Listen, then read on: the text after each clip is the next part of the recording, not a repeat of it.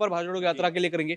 सर्दियों का समय था जब पिछली भारत जोड़ो यात्रा हुई थी, अब फिर दोबारा भारत जोड़ो न्याय यात्रा है। एक राज एक था छुपा हुआ कि ये राहुल गांधी आखिर कौन सी ऐसी टी शर्ट पहनते हैं कि उनको सर्दी नहीं लगती।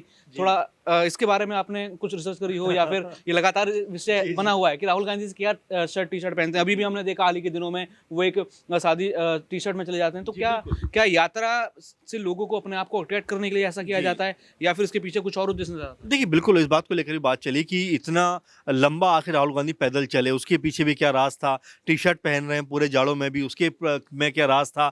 बारिश हो रही है और फिर भी वो भाषण देते हुए नज़र आ रहे हैं, इसमें क्या राज था? देखिए, जब आप महत्वाकांक्षा आपकी बड़ी होती है, तमाम चीज़ें आपको इग्नोर करनी पड़ती हैं और सही कहा आपने, कहीं न कहीं खुद को अलग दिखाने की जो चाह होती है, उसमें राहुल गांधी ने मेरे ख्याल से ये सब चीज़ की होगी कि उनकी दाढ़ी बड़ी हुई आप देख रहे होंगे और जिस तरह उनका गेटअप नज़र आता था, वो ये बता रहा था कि वो उनको अपने परिधान पे उतना ध्यान नहीं जितना ध्यान उनको रैली पे है। तो कहीं न कहीं चीज़ों को इस तरह मैनेज किया जाता है कि ताकि लोग ज़्यादा अट्रैक्ट हों, लोग ज़्यादा उनके साथ में आएँ और यही वजह है कि राहुल गांधी ना सिर्फ़ उस भारत जोड़ो यात्रा में बल्कि कुछ दिनों पहले भी हमने देखा कि टी-शर्ट में ही वो नज़र आ रहे थे। आज भी जो फुटेज आई सामने उसमें भी लगभग वो कोई बहुत ज़्यादा लवादा पहने हुए नज़र नहीं आते। तो ये बताता है कहीं न कहीं खुद को अलग दिखाने की चाह में शायद राहुल गांधी ये करते हुए नज़र आ रहे हों और ये बात इसलिए भी लगातार होती है कि भई तमाम जो नेता हैं उन्हीं की पार्टी के, ऐसा नहीं कि विपक्षी जो नेता हैं, उन्हीं की पार्टी के नेता बड़ी-बड़ी मोटी जैकेट पहने हुए नज़र आते हैं, लेकिन वहीं राहुल गांधी सिंपल टी-शर्ट में नज़र आते हैं। तो वाक़ई इसको लेकर बातें होती हैं कि क्या राहुल गांधी कुछ अलग टॉनिक का इस्तेमाल कर रहे हैं जिससे उनके अंदर जो है इस तरह की एनर्जी दिखाई दे रही है। तो मुझे लगता है कि